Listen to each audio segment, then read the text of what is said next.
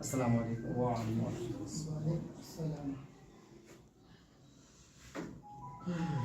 मोहतरम सदर साहब, इज़्ज़तमाब जनरल सेक्रेटरी PWA जनाब अमनून अख्तर साहिब, सलीम भाई जो जॉइंट सेक्रेटरी PWA के अलावा, इसके अलावा हमारे AIDC के चेयरमैन भी हैं। आपने तो शायद पता नहीं पता नहीं, तो खैर इसके लिए अलग से प्रोग्राम कर इनके घर पे ही होगा वो। और नहारी चलेगी क्या चला है पाए मगर भाई का तो देखा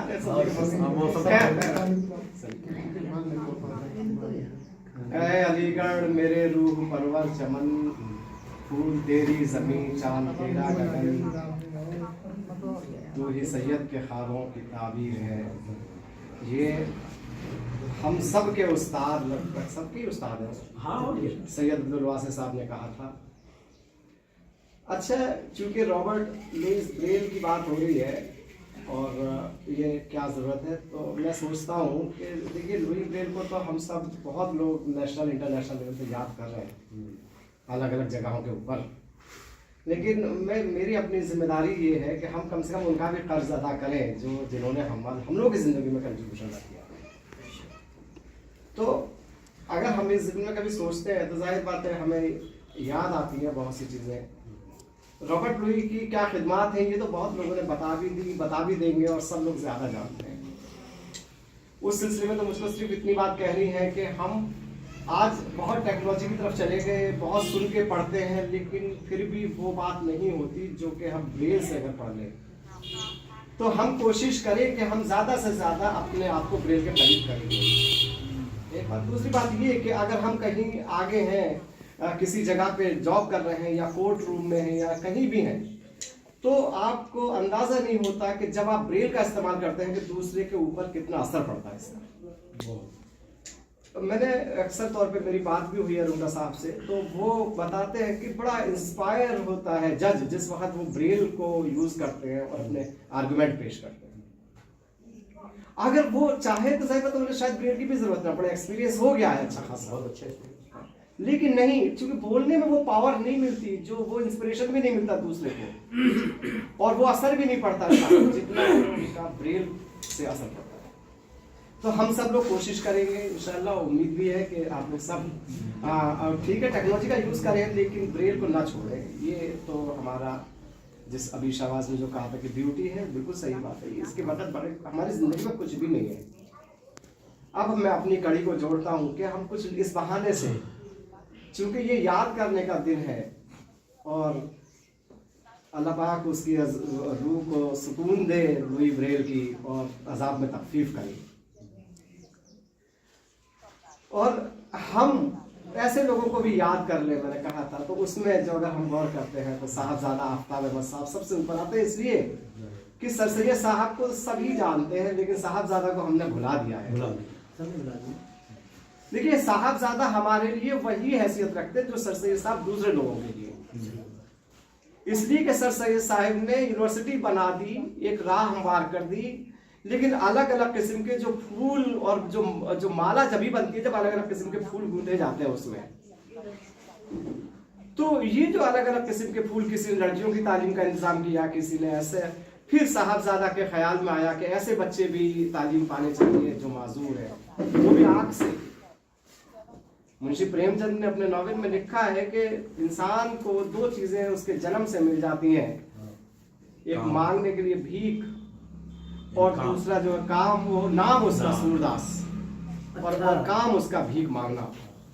तो आप अंदाजा करिए, चूंकि ये उस वक्त की सोसाइटी को रिफ्लेक्ट कर रहा है और आज भी कोई बहुत बड़ा चेंज नहीं आ गया सोसाइटी में, चूंकि ये हम तक तो है, ठीक है हमने कुछ भी हासिल कर लिया हो, हम तक बहुत बड़ा अचीवमेंट है, लेकिन हमारे सामने बहुत सारी प्रॉब्लम है जिनसे हमें ओवरकम भी करना है। हमको इसके लिए तैयार भी रहना है, अपने जहन को भी बनाना है और हम कहीं भी जाएं, अगर कोई हम जैसा बंदा मिले तो ज़रूर उसकी मदद करें आप, ये बहुत ख्याल रखें। और दूसरी बात ये, फिर इसमें जब साहबजादा को हम याद कर चुके हैं अगर, तो जाहिर बात है चूंकि उन्होंने स्कूल बना दिया था, उसके बाद मास्टर सईद साहब जिन्होंने इसको सींचा, अपने पता नहीं कितनी मेहनत करी होगी, उस वक्त कोई ग्रांट नहीं थी, कोई पैसा नहीं था, लेकिन उन्होंने ब्लाइंड लड़कों को लेकर रखा और इस जमीन को भी बचाया लोगों से। फिर उसके बाद एक वक्त आया कि यूनिवर्सिटी ने इसको ले लिया बेगम खुर्शीद लका साहब की मेहरबानी से, मोहम्मद मुर्सद साहब की मेहरबानी से। फिर हमारे यहाँ उस्ताद अपॉइंट हुए साहब, इश्तियाक साहब प्रिंसिपल बने, उन्होंने कितना ज़बरदस्त हम लोग को डिसिप्लिन दिया था, कितना ज़बरदस्त हमारे साथ मेहनतें करी थी। और उनका सबसे बड़ा कंट्रीब्यूशन मेरे ख्याल से ये था कि उन्होंने किसी भी उम्र का बच्चा लड़का उनके पास अगर आ गया तो उसको कभी वापस नहीं किया, जिसकी वजह से आज कई सारे लोग मुख्तलिफ मकामात पे अपनी अपनी जॉब्स को अंजाम दे रहे हैं, वरना 100% उनको जो है क्या करना था, कहीं हाफिज होकर कुरान पढ़ा लेते या कुछ भी कर लेते। लेकिन आज जो उनकी सलाहियत जो अल्लाह पाक ने उनके अंदर छुपा के रखी हुई थी वो उजागर ना हो पाती। फिर हम सैयद अब्दुल वासिफ साहब को भी याद करते हैं, नसरुल्लाह खान साहब को भी याद कर सकते हैं, कई सारे असातिज़ा हैं हमारे जिनको हम याद करना चाहिए हमें हमारे ख्याल से। और अगर हम अपने बड़ों को याद रखेंगे तो ज़रूर है कि हमारी जनरेशन आने वाली हम लोगों को भी शायद याद रख ले। तो ये एक चेन है, इसका अगर हम ख्याल नहीं रखेंगे, ये उसूल है, अल्लाह पाक का भी उसूल है, बदला ज़रूर करता है। अगर हम किसी को गालियाँ बकेंगे तो तय बात है कि दूसरा भी हमको आने वाली जो जनरेशन है वो हमको फूल नहीं बरसाएगी हमारे ऊपर। और अगर हम इनका ख्याल कर लेंगे अपने से जो पहले हमसे गुजर चुके हैं, तो जाहिर बात है फिर वो आने वाली जनरेशन भी हमारा ख्याल रखेगी। तो हमको इस बात का भी ख्याल रखना चाहिए। बहरहाल ये जो आज ये मीटिंग ऑर्गेनाइज की गई है लुई ब्रेल के सिलसिले में, एक बहुत अच्छा कदम है रफ़ीक भाई का हमारे का, और ये हौसला बनाए रखें और दूसरे लोगों को भी इसमें जुड़ना चाहिए और अलग अलग मौक़ों पर जो है ये ऑर्गेनाइज कराते रहना चाहिए। बच्चों को भी इसमें ज़रूर शामिल होना चाहिए। आज कई लड़के आगे कम से कम बहुत ज़रूरत है हमको। एक जो गैप हो रहा है हमारा जनरेशन का, फर्स्ट जनरेशन और सेकंड जनरेशन के बीच में, ये गैप खत्म होना चाहिए। और ये ऐसे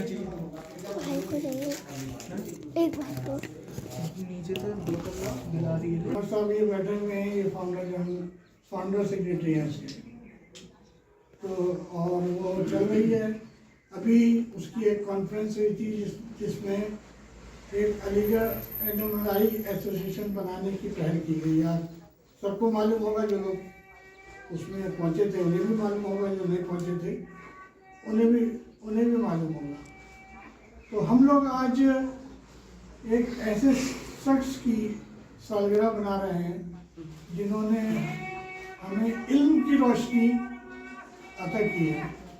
मैं उस पर ज़्यादा नहीं बोलूँगा कि बहुत लोग सब कुछ कह चुके हैं और पहले से भी हमें सब मालूम है। आज सवाल इस बात का है कि ये अलीगढ़ एक ऐसी जगह है कि जहाँ एक वाहिद यूनिवर्सिटी है वर्ल्ड की जो एक ब्लाइंड स्कूल को रन करती है, और उसके बाद दुनिया में कहीं भी कोई यूनिवर्सिटी रन नहीं करती। और यूनिवर्सिटी ही नहीं, जहाँ जहाँ ब्लाइंड स्कूल चल रहे हैं वहाँ का एजुकेशन डिपार्टमेंट किसी भी गवर्नमेंट का वो ब्लाइंड स्कूल को रन नहीं करता। हमारी गवर्नमेंट, चाहे वो गवर्नमेंट ऑफ इंडिया हो या स्टेट गवर्नमेंट्स हो, उनका जो हैंडीकैप डिपार्टमेंट है वो ब्लाइंड स्कूल को रन करता है, कोई एजुकेशन डिपार्टमेंट नहीं रन नहीं करता। लेकिन हमारी यूनिवर्सिटी को ये वक़ार हासिल है कि वो एक ब्लाइंड स्कूल को रन कर रहे हैं। और जैसा कि बताया कि साहबजादा आफ्ताब ने ये ब्लाइंड स्कूल को इस्टेब्लिश किया और उसके बाद इसको परवान चढ़ाने में सईद साहब और इश्तियाक साहब और खुर्शीद लका बेगम, उनका बहुत बड़ा कंट्रीब्यूशन रहा है। लेकिन आज हम लोग भी यहाँ पे जो भी सीनियर बैठे हुए हैं, समर हैं, सलीम हैं, रफ़ीक हैं, मैं खुद हूँ, हारून है, सब लोग उसी स्कूल के हाई स्कूल के वे फारिग हैं।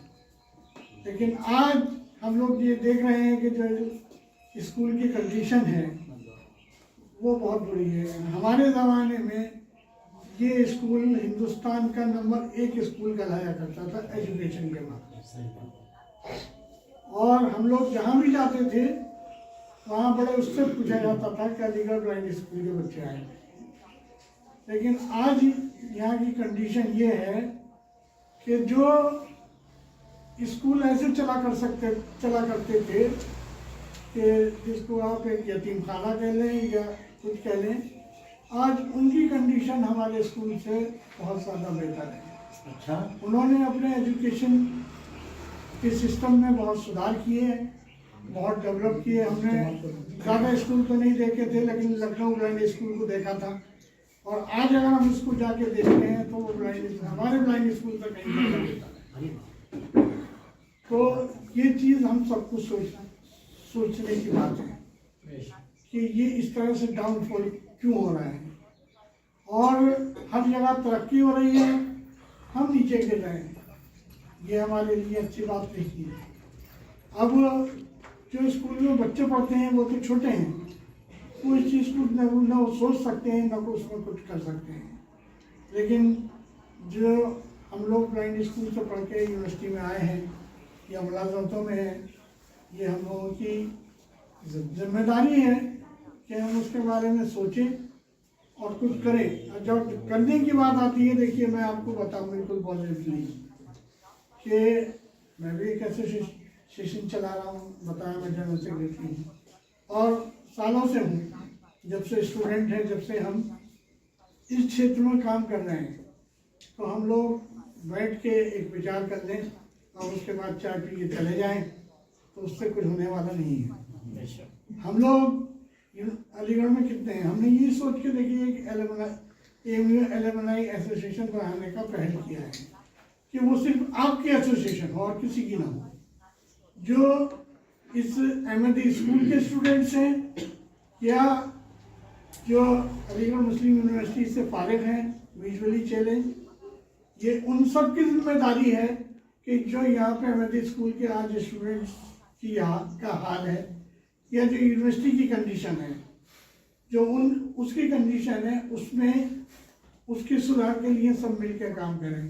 देखो, जब तक नहीं मिलोगे हैं, कुछ एनएफबी से रिलेटेड है, कुछ ब्लाइंड वेलफेयर एसोसिएशन से रिलेटेड है, कुछ दूसरे ग्रुप से रिलेटेड है। हम लोग हैं कितने, मुश्किल से 100 लोग, 100 से भी कम होंगे शायद हैं। जब 10-10 लोगों में हम डिस्ट्रीब्यूट हो जाएंगे तो क्या कर पाओगे। आज आपको मालूम होगा कि एम्प्लॉयमेंट के सिलसिले में मुख्तलिफ सरकारों में, गवर्नमेंट ऑफ इंडिया में कुछ ना कुछ काम हुआ है। बिहार में रिक्रूटमेंट होता रहता है, दिल्ली में होता रहता है। तो आज ये सवाल पैदा होता है कि आज सबसे ज़्यादा ब्लाइंड स्टूडेंट अगर कहीं तालीम हासिल कर रहे हैं तो अलीगढ़ मुस्लिम यूनिवर्सिटी में कर रहे हैं, क्योंकि अलीगढ़ मुस्लिम यूनिवर्सिटी में एक ब्लाइंड स्कूल है। लेकिन जब जॉब का सवाल आता है तो अलीगढ़ मुस्लिम यूनिवर्सिटी तकरीबन 0 है। बिल्कुल 4-5 लोगों को बड़ी मुश्किल से उन्होंने रिक्रूटमेंट दे दिया, तो वो समझते हैं कि हज़ारों के स्टाफ में हमने बहुत बड़ा काम कर लिया। और ये भी सालों की जद्दोजहद के बाद मुख्तलिफ एंगल से मुख्तलिफ लोग जद्दोजहद करते रहे। गवर्नमेंट ऑफ इंडिया से प्रेशर पड़ा तो उन्होंने 4-5 असिस्टेंट प्रोफेसर रख लिए हैं, एक आध स्कूल में रख लिया है। अफसोस की उससे भी बचा जाता। तो आज रफीक साहब ने इस प्रोग्राम को ऑर्गेनाइज कराया।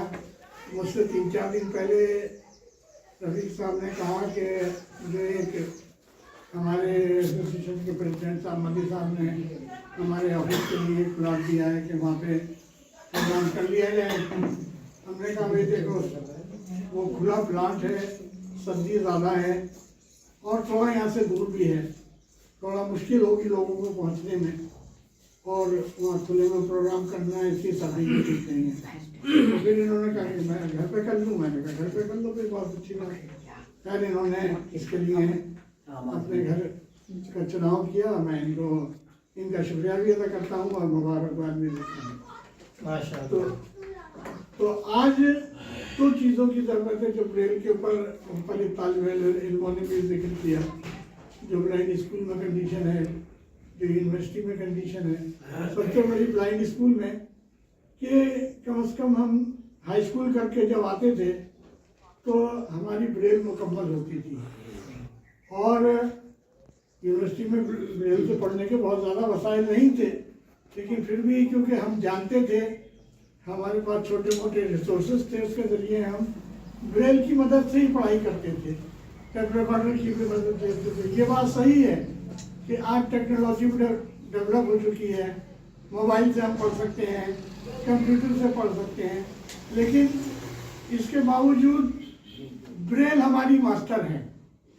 ये आप मान लीजिए कि अगर आपके पास ब्रेल नहीं है तो आप हायर एजुकेशन में या हायर तालीम हासिल नहीं कर सकते पॉजिटिवली तौर पर, ब्रेल जब तक नहीं जाने। क्योंकि ये बात, ये ब्लाइंड के सिलसिले में लोग कहें कि आज कंप्यूटर से पढ़ाई कर रहे हैं या मोबाइल से पढ़ाई कर रहे हैं, नॉर्मल लोग भी तो कर रहे हैं, तो नॉर्मल लोग प्रिंट से पढ़ना बंद कर दें हैं। बोले ये बात मैं बाई चांसलर, दो बाई चांसलर से कह चुका हूँ और रजिस्ट्रार से भी कह चुका हूँ कि आपके पास कंप्यूटर है और सारी टेक्नोलॉजी की चीज़ें हैं, तो उसके बावजूद आप प्रिंट का सहारा लेते हैं नहीं लेते हैं। प्रिंट आपके लिए मास्टर है नहीं है। क्या लाइब्रेरीज से किताबें ख़त्म कर दी गई हैं? जब औरों के लिए किताबें मौजूद हैं तो विजुअली चैलेंज की ब्रेल को क्यों ख़त्म करने की कोशिश की जा रही है? उसके लिए ख़त्म करें। हमको ये अब एम्प्लॉयमेंट के लिए तहरीक चलानी है, तालीम के लिए तहरीक चलानी है, लेकिन उस सब से बेहतर है कि पहली तहरीक हमको इस ब्रेल को, लुई ब्रेल का अगर हम आज रोजगार बना रहे हैं तो सबसे अच्छी उनकी खराज तहरीम ये है कि जिसको इन्होंने इतनी मेहनत करके और हमको एक तालीम की रोशनी अता की, एक चीज़ दी, उसको जिंदा रखना है हमको।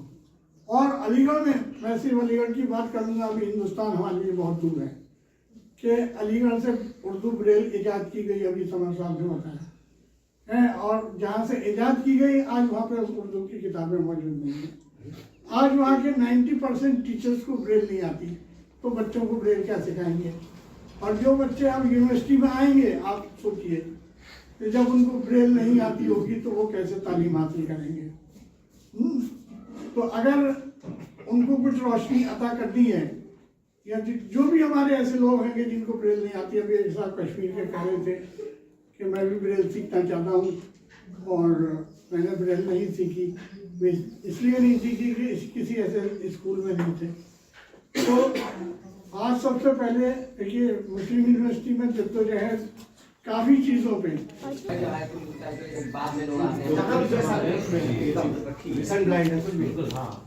किसी मुझे को ब्रेल सीखना वहाँ पे आएंगे और मतलब हुनर भी सिखाएंगे जो